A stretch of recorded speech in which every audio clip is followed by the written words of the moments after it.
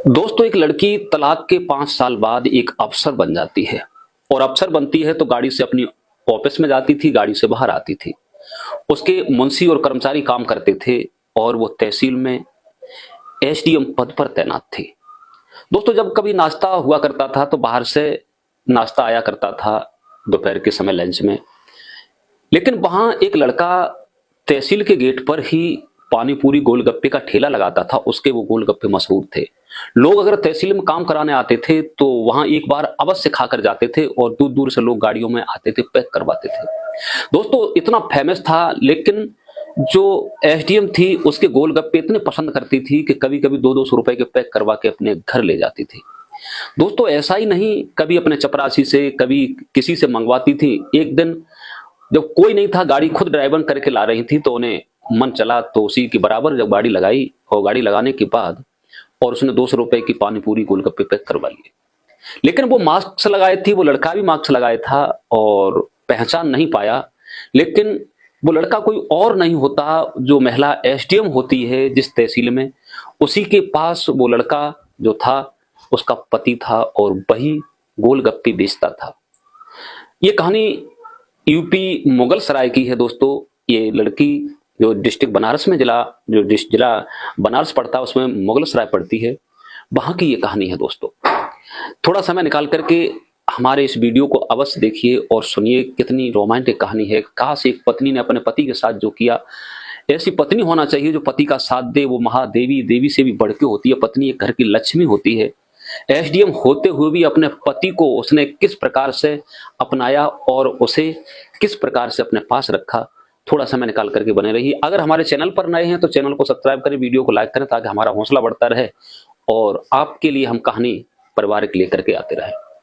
दोस्तों, इस लड़की का नाम होता है रश्मि। ये रश्मि मुगल सराय की रहने वाली थी और इसके पिता एक सरकारी कर्मचारी थे और अच्छा खासा इनका काम था। लेकिन ये लड़की पढ़ने लिखने में बहुत होशियार थी, बहुत माहिर थी और इसका ख्वाब था कि हम कोई अफसर बने। अफसर बनने का इसका ताल्लुक था, अफसर बनने की इसकी चॉइस थी, अफसर बनना भी चाहती थी। दोस्तों, जब वो लगभग 18-20 वर्ष की होती है तो उसके पिता ने विचार किया कि ये लड़की तो अब शादी योग्य हो चुकी है, हष्ट-पुष्ट थी, इसका विवाह कर दिया जाए। तो रश्मि को नहीं पूछा, न पूछने के बाद और उन्होंने आकर के और इलाहाबाद में उसका विवाह कर दिया। प्रयागराज जिसे कहते हैं। शादी कर दी, तय कर दी शादी। और लड़के का नाम था विजय। ये भी अकेला था, माता पिता के इसके ठीक ठाक कारोबार चलता था, बहुत सारी जमीन थी, आम के बाग थे, अमरूद के बाग थे, बहुत अच्छा बिजनेस था इसका और दुकान भी थी। और दोस्तों, इसका परिवार भी नेक था लड़का का। और शादी जब हुई तो रश्मि ने मना भी किया, पिताजी मुझे अफसर बनने का शौक है, मेरा विवाह न करो। तो उसके पिता कहते हैं, बेटी लड़का अच्छा मिल गया, घर अच्छा है, परिवार अच्छा है और जमीन जायदाद भी 100-150 बीघा है और बहुत कुछ, सब बढ़िया बढ़िया काम है, आप शादी कर लो। लेकिन लड़की मना नहीं कर सकी, अगर पिताजी की इच्छा है। लेकिन पिताजी से एक बात कही, पढ़ने का मुझे शौक है, मैं अफसर बनूंगी, मेरी पढ़ाई में कोई दखल अंदाज ना करे, बस इतना ख्याल रखना। दोस्तों, उसके बाद में उसकी शादी कर दी जाती। विजय भी बड़ा खूबसूरत लड़का था और हंसी खुशी से बारात जाती है और विवाह भी हो जाता है। विवाह होता है, रश्मि रीति रिवाजी से अपने ससुराल आती है और विजय को देखकर बड़ा खुश होती है। विजय भी बड़ा सुंदर लड़का था और विजय अपनी पत्नी रश्मि को देख करके बड़ा खुश था। अगर है तो एक सीता और राम जैसी जोड़ी मिली है, बड़ा प्रसन्न है, क्योंकि दुनिया के लोग कहते हैं कि जोड़ी हो तो राम लक्ष्मण जैसी, सीता और राम जैसी जोड़ी होना चाहिए। वैसी ही उसे जोड़ी मिली। कौन नहीं चाहता कि मेरी पत्नी होशियार न हो, कौन नहीं चाहता कि मेरा पति सुंदर न हो। हर लड़की की इच्छा होती है दोस्तों कि मेरा पति सुंदर हो, चतुर हो, चालाक हो, पढ़ा लिखा हो, समाज में सम्मान हो, शोहरत हो, दौलत हो, सब कोई लड़की चाहती है। और वही इच्छा लड़का की होती है कि मेरी पत्नी सुंदर हो, चतुर हो, चालाक हो और पढ़ने लिखने में होशियार हो। हर लड़का की इच्छा होती है पत्नी बहुत सुंदर हो, लेकिन हर किसी को ऐसा मिलता नहीं है दोस्तों। लेकिन वहां विजय को रश्मि जैसा वो चाहता था वैसी मिली, रश्मि को जैसा पति चाहती थी वैसा ही पति मिला दोस्तों। लेकिन धीरे धीरे समय कहते हैं कि बदलाव लेता है। जब बड़े महीना 2 महीना तो ठीक ठाक चले, लेकिन विजय के जो दोस्त थे, क्यों विजय के पास इतनी जमीन थी, पैसा था, लेकिन गांव में कहते हैं कि कोई न कोई किसी का जलने वाला होता है। लेकिन गांव के लोग विजय के परिवार से कभी खुश नहीं रहते थे दोस्तों, कभी खुश नहीं रहते थे। कहते हैं कि तुम्हें जो चाहने वाला है, तुम अगर गलत काम करो तो रोक देगा, अगर तुम्हें चाहने वाला नहीं है, तुम्हें गिराना चाहता है, तो वो तुम्हें आगे बढ़ा देगा, झूठे प्रपंच में फंसा देगा।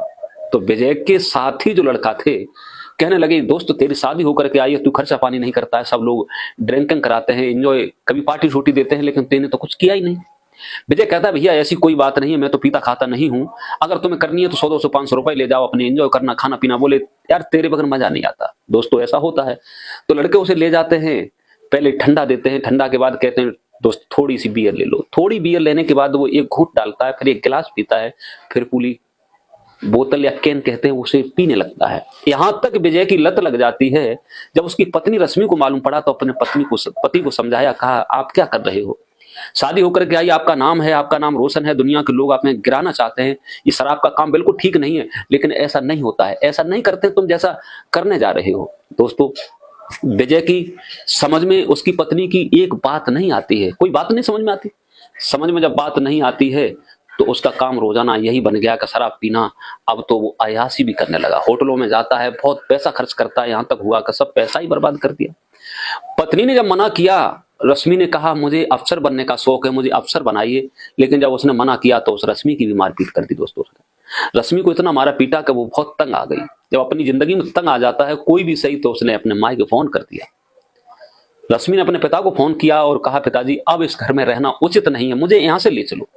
दोस्तों रश्मि को पिता जाना चाहते थे, वो गाड़ी लेके आते हैं, अपनी बेटी को घर ले जाते हैं, बेटी को घर ले जाते हैं, वो रहने लगती है। लेकिन अब उधर जो विजय था अब तो बहुत ज्यादा शराब पीने लगा, बहुत ज्यादा नशे में। अब तो यहां तक हुआ कि उसकी जो दुकान चलती थी वो भी गिरवी रख दी, यहां तक हुआ कि धीरे धीरे खेत भी गिरवी रखने पर आ गया, और इधर बीच में चलते पिता की डेथ हो गई, पिता खत्म हो गया। यहां तक हुआ कि जमीन उसके नाम में आई, सारी गिरवी रख दी, उसके पास कुछ नहीं रहा। इधर दोस्तों इधर रश्मि ने देखा अब तो ये बिल्कुल ही पागल हो चुका है, इसके साथ कुछ नहीं है, तो वो तलाक के कागज डालती है और उससे डिवोर्स ले लेती है। डिवोर्स लेने के बाद दोस्तों होता यह है कि रश्मि पढ़ाई करने में माहिर थी, वो पढ़ती लिखती रहती है, लेकिन जब नौकरी निकलती है, पद निकलता है एसडीएम का, तो वो फॉर्म में अप्लाई करती है, और पढ़ने लिखने में होशियार थी, वो टेस्ट देती है। दोस्तों उसका काम हो जाता है और वो एक एसडीएम के पद पर तैनात हो जाती है।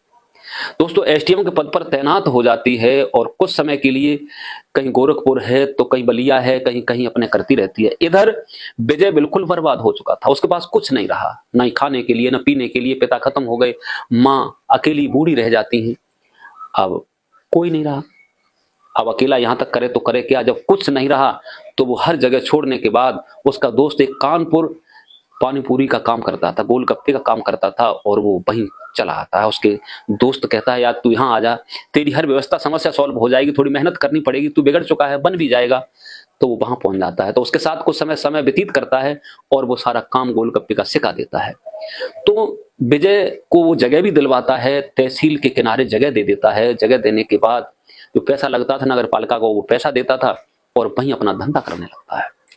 इतना बढ़िया टेस्टी काम करता था, वो बनाता था कि लोग कतार में खड़े होकर के और उसके पास आते थे। दोस्तों विजय का काम इतना फेमस होता गया कि उसकी लाइन लग करके गोलगप्पे और पानी पूरी बिकने लगी। अब इधर होता यह है कि जो एसडीएम बनी हुई उसकी पत्नी जो रश्मि थी, उसका ट्रांसफर होकर के और कानपुर उसी तहसील में आ जाती है जहां पर वो गोलगप्पे बेचता था। दोस्तों दोपहर में जब नाश्ता होता है तो लोग भाग भाग करके उसकी लाइन में लगते हैं, तो वो भी खाती है, पहली बार कहती बहुत टेस्टी है। लेकिन यहां तक हुआ कि वो उसकी लत लग गई कि रोजाना आना जाना मंगाना और खाना।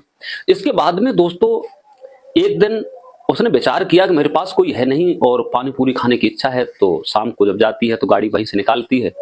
निकालने के बाद जब देखती है और बहुत अच्छा बनाता है, वो गमछा से अपना चेहरा ढके था और ढकने के बाद वो भी अपना मास्क लगाए हुई थी, और जैसे ही उसने उससे ऑर्डर दिया, ऑर्डर देने के बाद किसी प्रकार से उसका गमछा खुल जाता है और वो पसीना पहुंचने लगता है। इतने में जो रश्मि होती है एसडीएम, उसकी नजर पहुंचती है। नजर जैसे ही अपने पति पर पहुंचती है विजय पर, तो एकदम भौचक्की सी रह जाती है। इतनी मुसीबत कौन सी आ गई जो गोलगप्पे बेचने का ये काम करने लगे। दोस्तों वहां से लेती है, लेने के बाद वो चली जाती है, लेकिन कहती कुछ नहीं है। सवेरे आती है, सीधी ऑफिस में पहुंचती है, ऑफिस में पहुंचने के बाद ऑफिस में बैठती है, लेकिन काम तो करती है, लेकिन उसे वही चिंता सताई थी कि आखिरकार विजय ये काम करता है क्यों करता है। जब दोपहर होता है, लंच के समय में अपने एक मुंशी को भेजती है, चपरासी को, कहा जो गोलगप्पे बेचता है उसे यहाँ पर लेकर के आइए। वो जाता है और कहता है कि मैडम ने आपको बुलाया है और आपको चलना पड़ेगा। जैसे ही वो सुनता है तो एकदम हड़बड़ा जाता है कि ऐसा कौन सा काम गलत हो गया जो आज हमें ये बुला रही है।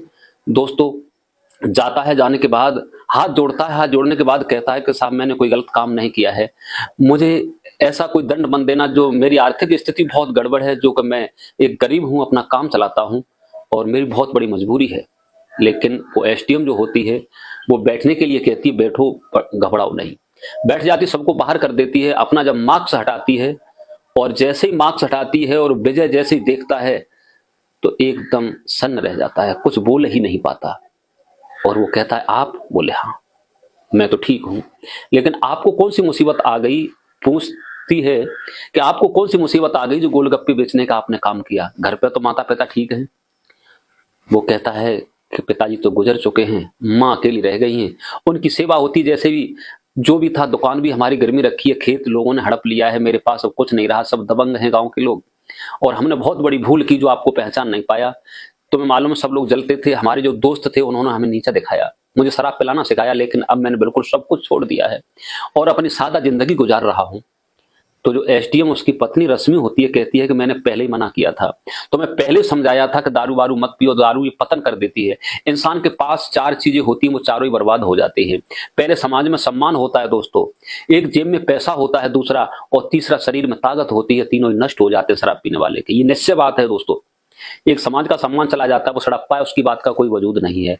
दूसरा, जेब में पैसा होता है वो बर्बाद हो जाता है, और तीसरा जो शरीर होता है वो भी नष्ट हो जाता है। तीनों चीजें पतन, इसे रतन कहते हैं, ये पतन कर देता है। तो मेरी विनती सबसे यही है, अगर आप दारू वारू पीते हैं, शराब पीते हैं, पियो, लेकिन घर बर्बाद मत करो। इतने मत हो जो घर बर्बाद हो जाए, खुद भी बर्बाद हो जाओ, बच्चों को कटोरा हाथ में दे दो, ऐसा नहीं करना चाहिए दोस्तों। शराब ही पतन का रतन है दोस्तों।